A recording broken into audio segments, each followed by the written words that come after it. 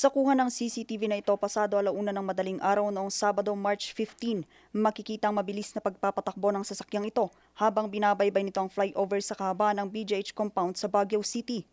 Maya-maya may kung anong nahulog mula sa flyover.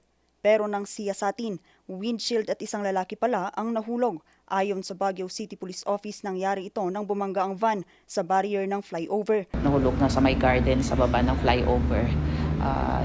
He incurred mga injuries, mga fractures that lead to his death.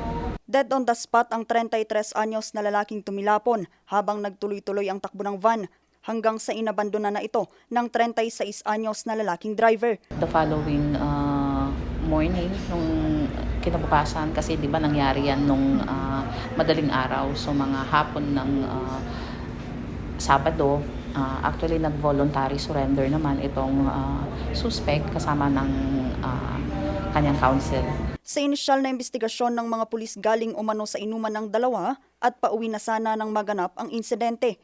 Accidentally na nabangga nila itong railings, and dahil sa lakas ng impact is nahulog yung biktima.